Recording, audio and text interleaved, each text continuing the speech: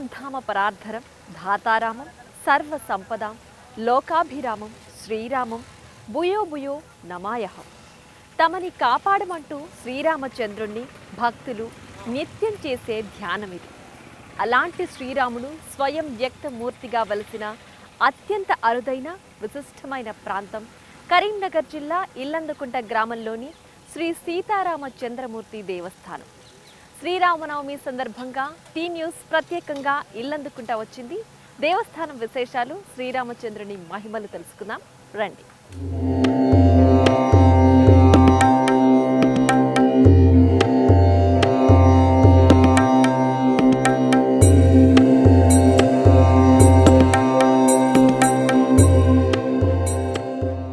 హైదరాబాద్కు 143 కిలోమీటర్లు, కరీంనగర్కు ఆగ్నేయంగా 65 కిలోమీటర్ల దూరంలో ఉంది ఇల్లందుకుంట గ్రామం. అపర భద్రాచలంగా పిలువబడే ఇల్లందుకుంట రామస్వామి దర్శనం సకల పాపహరణం అంటారు.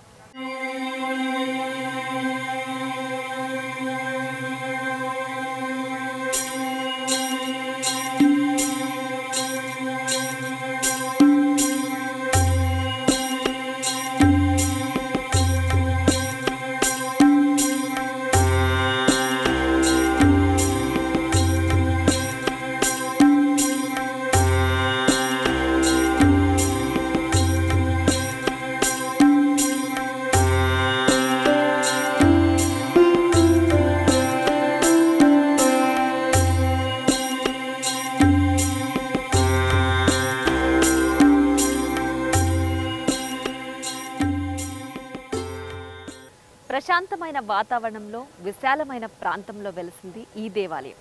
చాలా ఏళ్ల నాటి ఈ గుడికి 4 వైపులా 4 ప్రవేశ ద్వారాలున్నాయి. చుట్టూ తెల్లని గోడలు, మధ్య మధ్య జాజిరంగు గోడలు, వాటిపైన దేవీ దేవతల విగ్రహ ప్రతిమలతో అంతా ఆధ్యాత్మిక వాతావరణం వెల్లివిరుస్తుంది.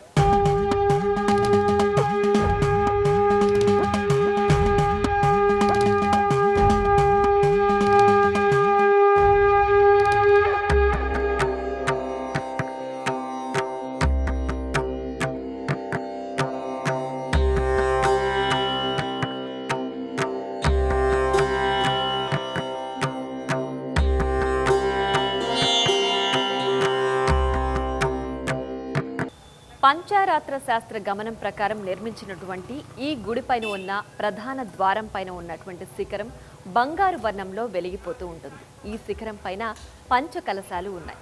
పశ్చిమ ముఖాన ఉన్నటువంటి ఈ ప్రధాన ద్వారం మధ్యలో సీతారామ లక్ష్మణులు సేవిస్తున్న దీని గుండా ప్రవేశిస్తున్న వారికి వెనుక వైపు నుంచి గర్భగుడి కనిపిస్తుంది.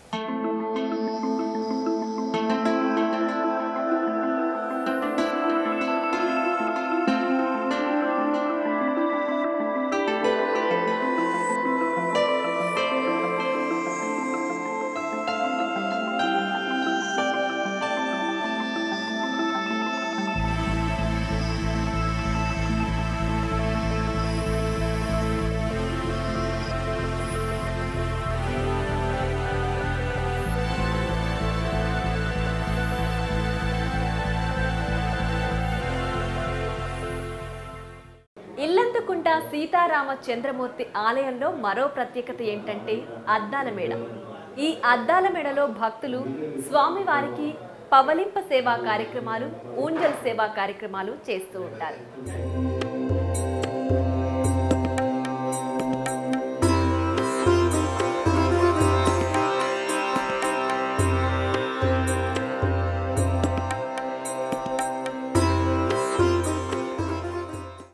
విష్ణుమూర్తి 7వ అవతారమే శ్రీరామ అవతారం. శ్రీరాముడు స్వయంభూగా వెలిసిన ప్రాంతాలు చాలా ఉన్నాయి. అయితే ఇల్లందులో స్వయంభూగా వెలిసిందే కాకుండా ఆయన తన రూపాన్ని తానే తీర్చిదిద్దాడని ప్రతీతి. అందుకే ఇల్లందు ఆలయానికి ఇంతటి ప్రాశస్త్యం.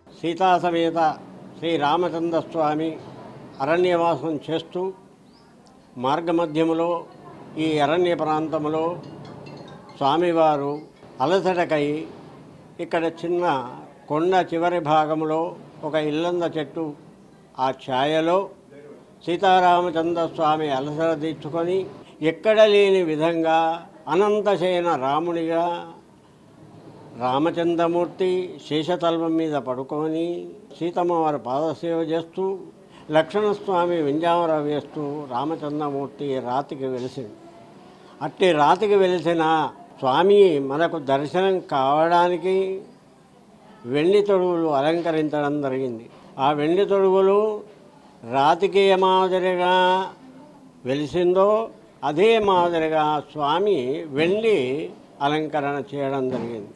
ఎక్కడ లేని విధంగా ఒక ముక్కోటి ఏకాదశి రోజు ముక్కోటి దేవతలు ముక్కోటి జనము అందరూ కూడా ఒకరోజు మాత్రమే ఉత్తర ద్వార దర్శనం అని చెప్పి తహతహలాడిపోయేటువంటి రోజు ఒకరోజు మాత్రమే. కానీ మన ఇల్లందకుండా రామచంద్రమూర్తి స్వయంభూ అయిన సీతారామచంద్ర స్వామి నిత్యము 360 దినములు కూడా ఉత్తరాభిముఖుడుగా మోక్షరామునిగా మన భక్తులందరికీ కూడా నిత్యము దర్శనమిచ్చేటువంటి స్వయంభూ అయిన రామచంద్రమూర్తి మంగళాశాసన పరే రమదాచార్య పురోగమే సర్వైశ్చ పూర్వై ఆచార్యై సత్కృతాయాస్తు మంగళం. శ్రీరామచంద్రమూర్తి వనవాస సమయంలో ఇక్కడ సేద తీరుతుండగా తన తండ్రి దశరథుని మరణవార్త తెలుస్తుంది. వెంటనే వెనుతిరిగి వెళ్లలేక ఇక్కడే ఇల్లందు వృక్షాల గింజలతో శ్రాద్ధ కర్మలు చేసినట్లు చెబుతారు. అందుకే ఈ ప్రాంతానికి ఇల్లంద అనే పేరు స్థిరపడినట్లు పురాణాలు చెబుతున్నాయి. దానికి సంబంధించిన సాక్ష్యాలు ఇక్కడ ఇప్పటికీ ఉన్నాయి.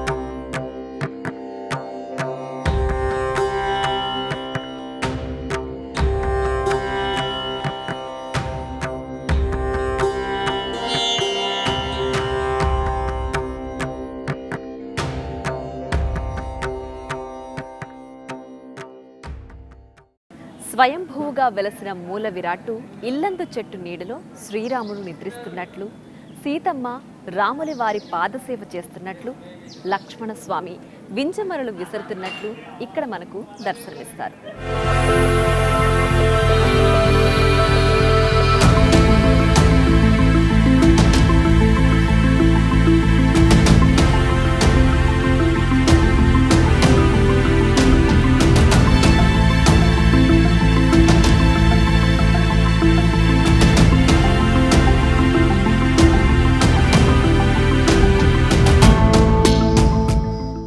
అత్యంత విశిష్టమైన ఇల్లందు వృక్షానికి ముడుపులు కట్టడం ఇక్కడ మరో ప్రత్యేకత. భక్తులు తమ మొక్కులు తీర్చమంటూ ఇక్కడ ముడుపులు కడుతుంటారు. అవి తీరిన తర్వాత వచ్చి మొక్కులు చెల్లించుకుంటారు.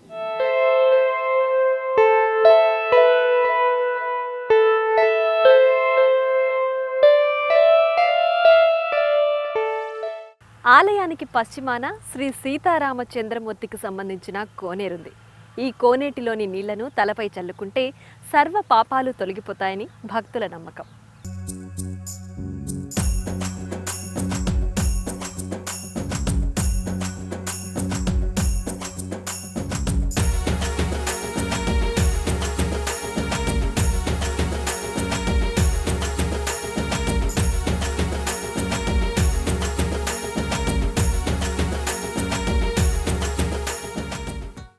మేము కర్నూలు డిస్టిక్కి వచ్చినాం. ఇల్లంతకుంట జాతర అంటే మాకు చాలా ఇష్టం. ఫస్ట్ భద్రాచలంలో బాగా జరుగుతుంది, తర్వాత ఇల్లంతకుంటేనండి. మేము ఎప్పుడైనా తలంబ్రాలకు వచ్చేదండి. ఈసారి ముందుగానే దర్శనం చేసుకున్నాం ఈ దేవుడిని. మాకు ఈ దేవుడు అంటే చాలా ఇష్టం. ఈ దేవుడికి చాలా ప్రత్యేకత ఉంటుంది. కరీంనగర్ జిల్లా రాములవారు మంచి జాతర జరుగుతుంది. 50,000 మందికి ఎక్కువనే వస్తారు. తలంబ్రాలకు ఎప్పుడే వచ్చి దేవుడు వరాలు ఇస్తాడు, మంచిగా అన్నీ అనుకున్న పనులు అవుతాయి.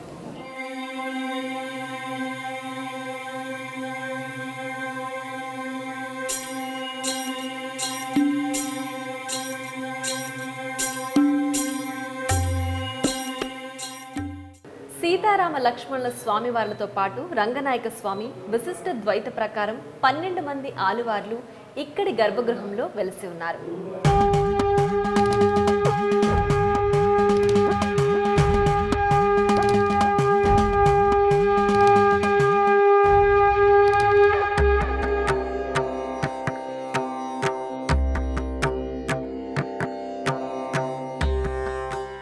గర్భగుడి ముందు జయ విజయుల దర్శనం కలుగుతుంది.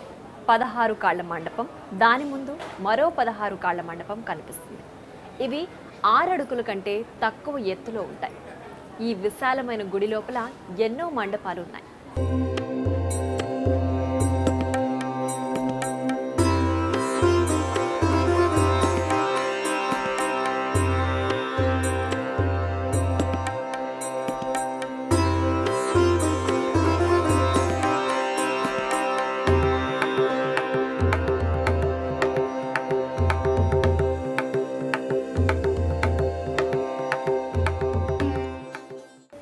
గర్భగృహానికి పక్కనే ఆండాళమ్మవారు మనకు దర్శనమిస్తారు.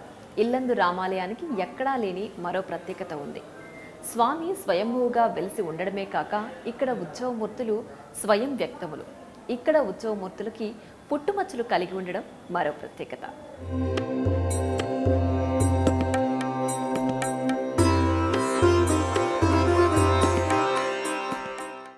ఇల్లంతలో రాముని సేవతో తరించిపోయే భక్తులకు పరమేశ్వరుని దర్శన భాగ్యం కూడా కలుగుతుంది. స్వయంగా ఆ శ్రీరాముడే పూజించి అభిషేకించిన శివలింగం ఇక్కడ ఉండడంతో ఈ దేవాలయం నిత్యం పూజలతో భక్తులను విశేషంగా ఆకర్షిస్తోంది.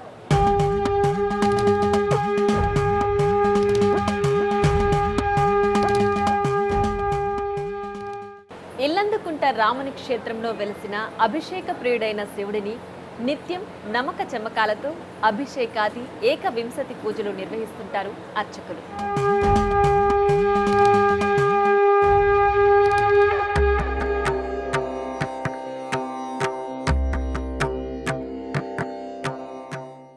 శివుడికి ఒక పక్క గణపతి, మరో పక్కన కుమారస్వామి కొలువై ఉన్నారు. ముందు వైపున ఆ పరమశివుడిని ఎల్లవేళలా చూస్తూ తరించిపోయే పరమ భక్తుడు నందీశ్వరుడు కూడా కొలువై ఉన్నాడు.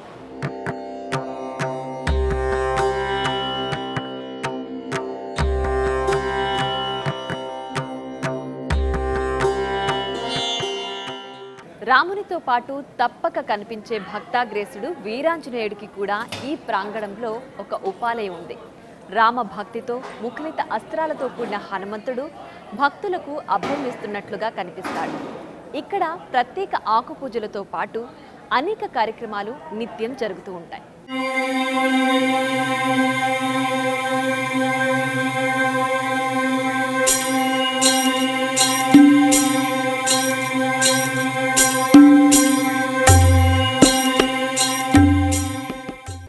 చాలా విశాలమైన ఈ దేవాలయం ప్రాంగణంలోనే ఉపాలయాలకు అనేక ప్రత్యేకతలు ఉన్నాయి. ఇక్కడి రామ దర్శనంతో పాటు ఇక్కడ దేవదేవతలను సేవించుకుని తరించిపోతుంటారు భక్తులు.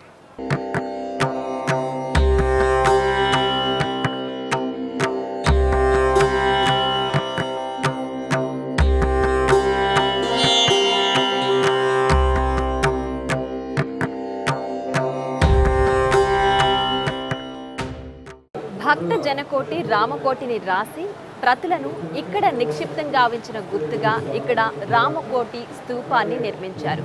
దీని దగ్గర ఒక్క క్షణం నిలబడి ఆగి దీన్ని తాకితే అంతరాలలో ఏదో తెలియని అనిర్వచనీయమైన అనుభూతి కలుగుతుంది.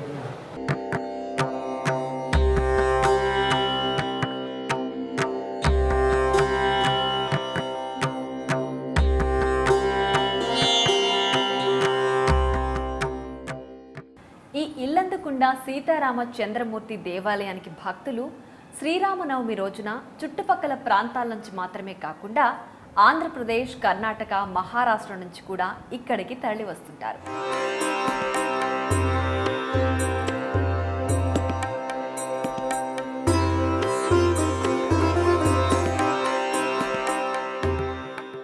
హరిహరులు కొలువైన ఇల్లందుకుంట సీతారామ దర్శనం సర్వపాపహరణం అని భక్తుల విశ్వాసం. అందుకే ఇల్లందుకుంట సీతారామ గోవింద గోవింద, ఇల్లందుకుంట వాడ సీతారామ గోవింద గోవింద అంటూ భక్తులు నిత్యం పూజిస్తూ ఆ రాముల వారిని తరిస్తూ ఉంటారు.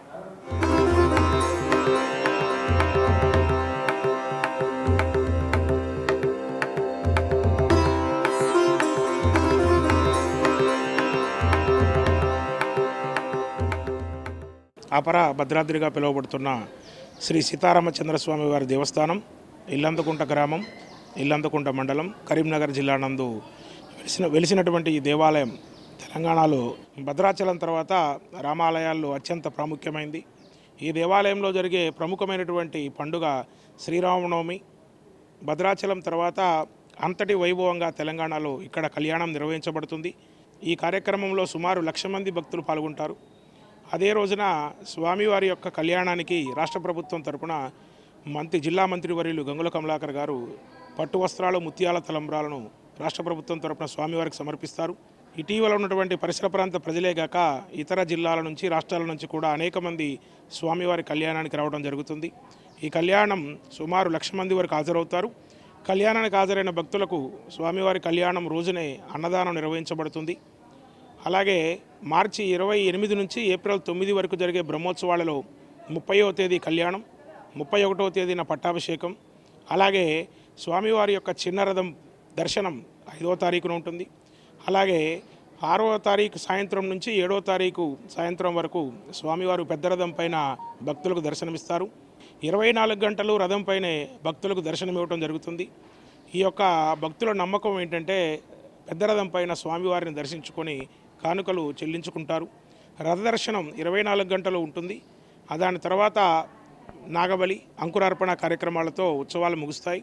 అలాగే వివిధ ప్రభుత్వ శాఖల యొక్క సమన్వయంతో ఈ యొక్క ఉత్సవాలను విజయవంతం చేయడానికి దేవాదాయ శాఖ తరపున మేమందరం సిద్ధంగా ఉన్నాం.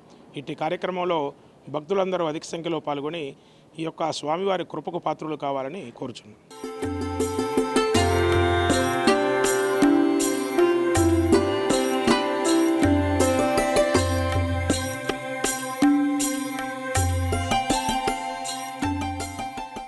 చూసారుగా, శ్రీరామనవమి పర్వదినాన కరీంనగర్ జిల్లా ఇల్లందుకుంట గ్రామంలో స్వయంభూగా వెలిసిన శ్రీ సీతారామచంద్రమూర్తి విశేషాలు. ఇది ఇవాల్టి శ్రీరామనవమి పండుగ ప్రత్యేక కార్యక్రమం. నమస్తే.